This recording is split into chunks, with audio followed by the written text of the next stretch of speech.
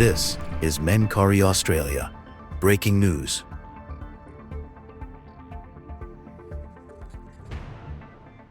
This is a breaking news update from Menkari News. We're coming to you live from Sydney, where Prime Minister Anthony Albanese and Home Affairs Minister Tony Burke are holding a press conference following the shocking Bondi massacre. Stay tuned as we cover key developments from this unfolding situation. Acting Deputy Commissioner. This morning I convened a meeting of the Cabinet where we were briefed on the latest intelligence on yesterday's attack in Bondi. And I've just come from a meeting of the National Security Committee where I also invited Premier Chris Minns to join us, along with the New South Wales Police Commissioner. At 4 o'clock today, the New South Wales Police Commissioner and AFP Commissioner will be briefing the National Cabinet, and I'm continually receiving updates from our national security agencies. We'll work hard over the days ahead to keep Australians updated on all of the developments. And on that note, I want to provide people with a few updates on work we have been doing. We're extending the funding for the National Council for Jewish Community Security and its state-based community security groups to provide overall security cover to the Jewish community as part of that. That is included in my EFO, but we're preempting that announcement today. That's also for capital works and can be utilised for guarding costs incurred by individual Jewish organisations across Australia. We're also working with Jewish community organisations to see how we can best support charity efforts, including through tax-deductible status for donations, and we're doing work on that. The government will also quickly work through the process of a declaration under the Terrorism and Cyclone Insurance Act that would ensure that insurance companies are able to pay out to local businesses for eligible losses. We're also working on support for funerals that will be held, but also visitor visas for people who are relatives wishing to visit Australia for those funerals, and I'll ask the Minister to comment on that. I do want to make a couple of more points as well. This morning I met with police who were on the scene last night, some of whom had been up all night. These are brave people, many people who were off-duty police, headed towards Bondi last night from as far away as Newcastle and the Central Coast. They did so because of their commitment to their fellow Australians and the diligence that they show. And I think we need to recognise their incredible work at a time as well when 2 police officers have been seriously injured as a result of the efforts and bravery that they have shown. What we saw yesterday was an act of pure evil, an act of terror, an act of anti-Semitism, an attack on the first day of Hanukkah targeted at the Jewish community. A dark day in Australia's history on what should have been a day of light. And visiting the scene there at Bondi this morning, it was a very physical reminder of the iconic status of Bondi Beach and the Bondi Pavilion. I opened that pavilion after the refurbishment just a couple of years ago. It is a historic place, and the fact that this was a venue for this act of evil that was clearly calculated by these perpetrators is just an outrage and has shocked the community. One of the things that is coming through, though, is that the community want to be able to express their support and solidarity. And I would urge and join with others who have urged Australians across the country to light a candle, put it in their front window tonight at 6:47 p.m.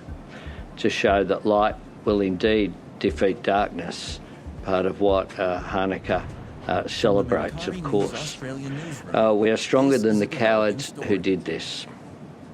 And I want to conclude finally by saying that the government is prepared to take whatever action is necessary. Included in that is the need for tougher gun laws.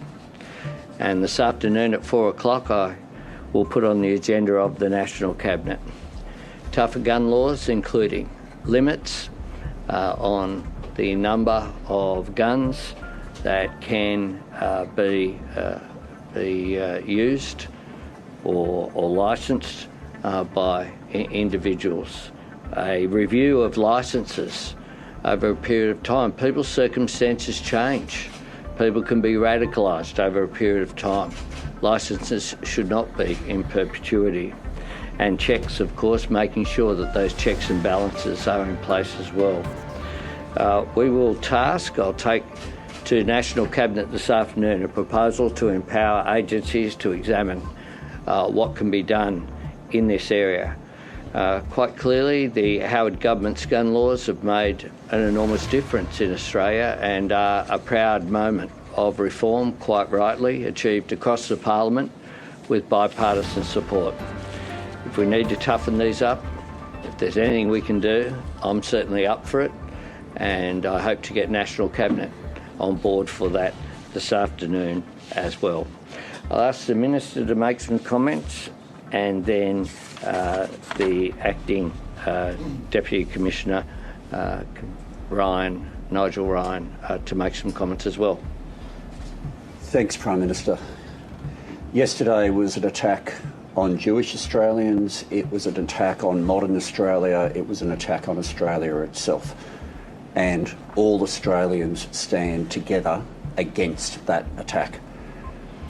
The police who were there standing together against the attackers, first responders standing together against the attackers, and even a bystander like Ahmed standing there putting their own lives at risk against those attackers. The Joint Counter-Terrorism Team involving ASIO and the Australian Federal Police, with the investigation being led by New South Wales Police, needs to be allowed to do its work. While that work is happening, though, there are needs for the community right now.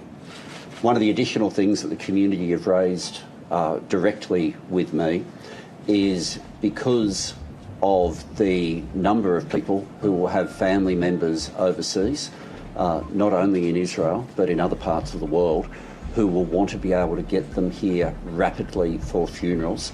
We have set up a specific section of the department rapidly dealing with visa processing at a pace that would not ordinarily be there, to make sure that, given the often speedy nature of funerals in terms of the timeline in the Jewish tradition, to make sure that we maximise the chance for family members to be able to be reunited here at the worst of times.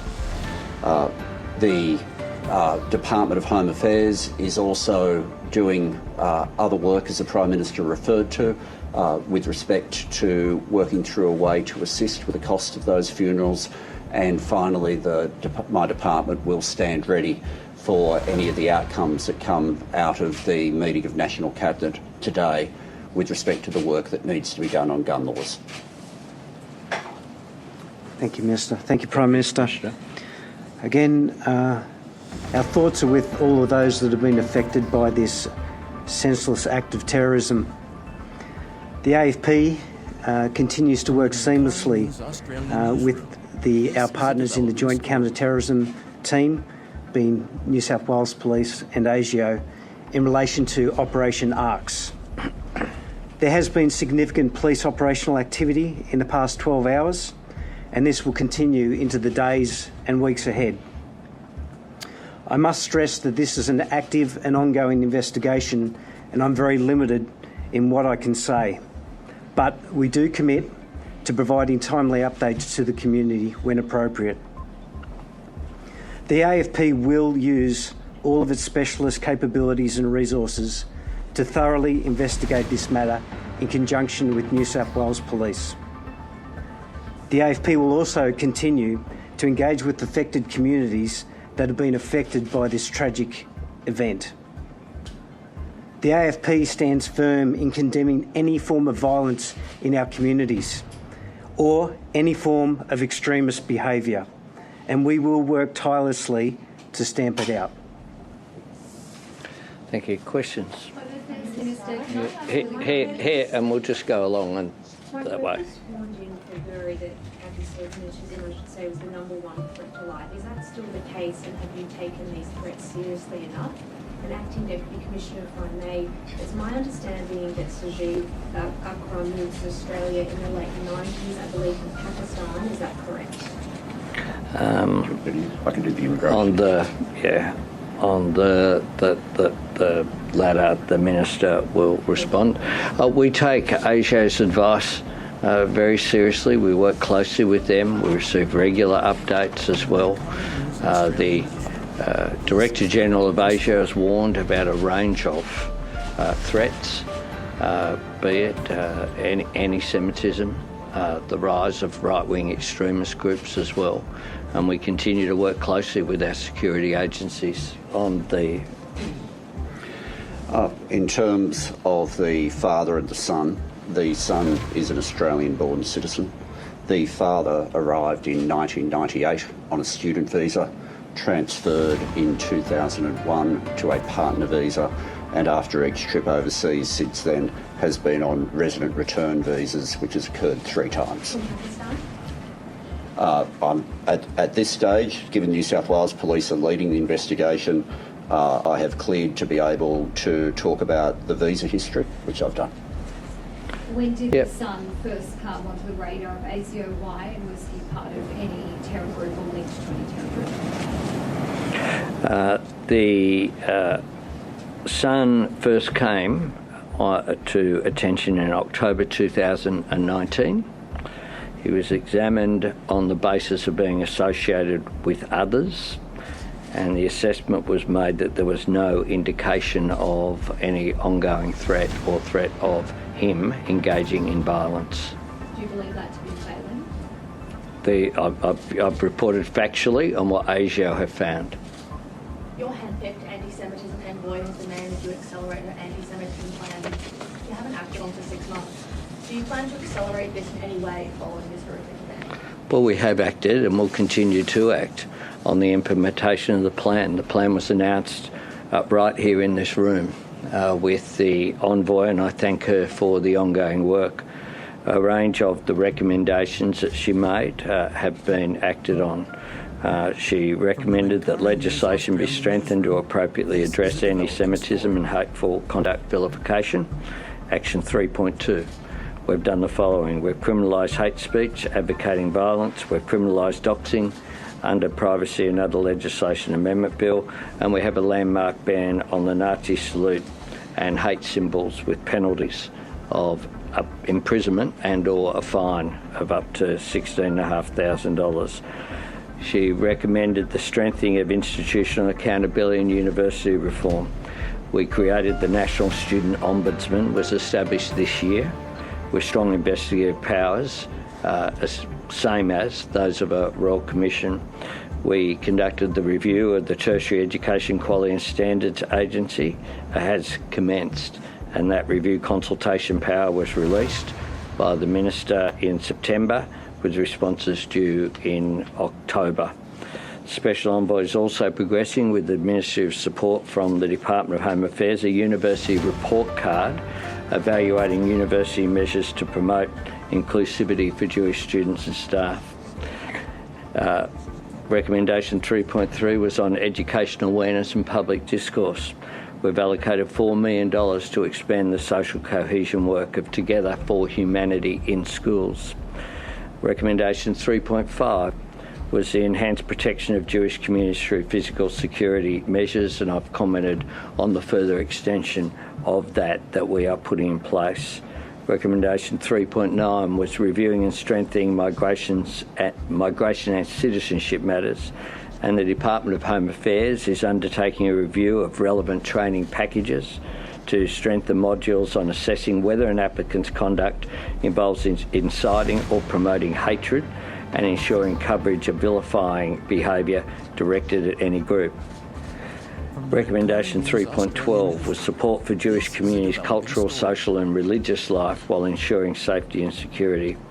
We've committed grant funding, which we announced in January, including $8.5 million to upgrade the Sydney Jewish Museum, 4.4 for the National Holocaust Education Centre in Canberra, an additional $2 million to the Holocaust Institute of Western Australia, and we committed $18 million to the Jewish Art in Melbourne. We'll continue to work at the levels with the Envoy, including the number of the recommendations, of course, for state governments to implement as well. Paul? Why did ASIO's interest in the AFRAM not raise red flags that would prompt a re-evaluation of the father's licence to have 6 guns? And when you talk about introducing more checks and balances, clearly in that situation, would you say that the gun licence should be revoked? Well, what's important is that the authorities be enabled to do their work. That's what we have done. I've reported to you accurately ASIO's advice, including the timelines, which were done in 2019. The assessment was made because of the son's associations that he had at that time, and the investigation went for a period of 6 months. They closed the file, they didn't tell anyone, Can I just clarify, what are the associations of concern? Who is the association? Well, that's a question with respect to for the ASIO Director General, but it was people he was associated with rather than things that he himself had done. ASIO closed the file, Hang didn't tell on. anyone else. Hang on, one at a time, please. Can we From the hear from Macquarie News Prime Australia Minister News. Sure. that you're able to expand on those associations? Well, no, it's the exact same answer that the Prime Minister just gave, that the assessment of ASIO was with respect to his associations rather than at that point there being a personal motivation from him. ASIO closed the file and didn't tell No, you're making a whole lot of extra assumptions. We've given you the information, and that's what we've given you. ASIO makes decisions as to what can be provided. We provided that with you. But should they have told police so that someone could investigate whether a close relative of his was licensed to have firearms? Did they tell anyone else? I've got full support for our security agencies, and part of making sure that they can do their job is making sure that information is brought out in the way in which we are doing it right now. His other family members being investigated. Just His other family members being investigated. I beg your pardon? Are there other family members being investigated? Do you have any concerns about the other family members? I have full support for our security agencies, and I'm authorised to give you the information which I have given you. And you would understand this is an ongoing investigation, and therefore we are not in a position to compromise that ongoing investigation. We have gone through the committees what we are able to tell you. We're providing as much information as possible. Prime Minister, has Australia gotten complacent on gun control since Port Arthur? And in terms of the gun control ideas that you'll be bringing to National Cabinet, what is within your power to do and what do you need from the states? Well, some laws are Commonwealth and some are implemented by the states. What we want to do is to make sure that we're all completely on the same page. That is one of the reasons why I'm convening the National Cabinet today as a matter of urgency. We will then task work to be done.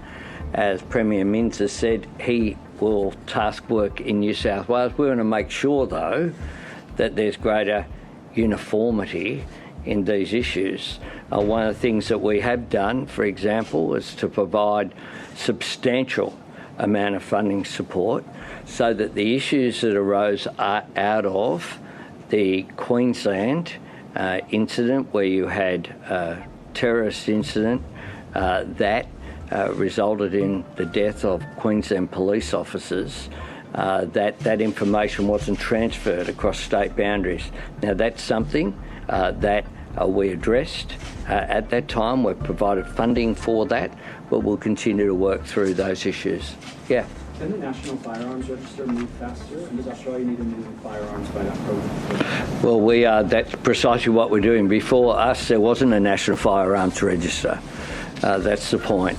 That's one of the major reforms that we're doing, and we will do it as soon as we can.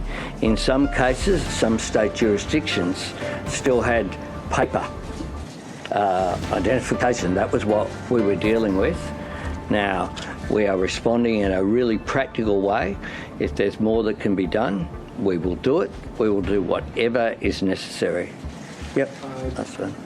Detailed a bunch of progress there on anti-Semitism, but speaking to members of the community last night, today, there's a sense of extreme bitterness that this was inevitable and that they weren't listened to. I'd like you to respond to that, and this idea that it's been allowed to fester. What can we do now that this has happened to stamp that out and make sure that that community feels safe? Well, the community are going through a terrible time. This is an incident that is aimed at, by definition, terrorism is aimed at creating fear in the community. You have these two individuals who have engaged in a horrific act, one that is completely out of place with the way that Australia functions as a society. And it contrasts with the actions of police who rushed towards Bondi, the actions of Ahmed, who took the gun off that perpetrator at great risk to himself and suffered serious injury as a result of that, and is currently going through operation today in hospital. At the best of times, what we see is Australians coming together. And what I want is for Australians to come together, for this to be reinforcing the need for us to promote national unity. And that is critical. There is no place in Australia for anti-Semitism. There is no place for hatred, and people who are exercising their right to express their faith through Hanukkah had every right to expect that they could do that in peace and with a joyful celebration, which is what it's aimed at. Thank you very much.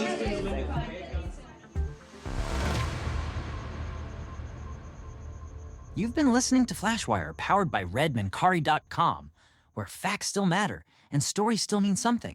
If you believe in independent journalism with impact, hit subscribe and share this episode. Your support keeps truth alive. Breaking. Verified. Australian. When the story breaks, we don't wait. We verify, explain, and bring you the facts straight from the source. Now, Optus has clearly failed here. Optus have failed to put safety first. Company Optus and its parent company Singtel offer commercial Discussions based as friends and trusting. And part of our discussions, informally as well as formally, has been together, to be honest. So many countries that you wouldn't have even thought of it, they came together. The world has come together. Now, we do need to draw a line in the sand when it comes to the protests that we continue to see in this country. The Flashwire is your rapid response breaking news podcast, a stripped down, adrenaline-paced bulletin that drops minutes after major stories break. It's designed for listeners who want accuracy and speed, not noise. Think of it as the audio equivalent of a newsroom's red alert light turning on. Each episode runs under 5 minutes, short enough to drop between scrolls, but packed with verified updates, eyewitness info, expert sound bites, and a forward look at what happens next. No spin. No filler. Just what you need to know and what comes next.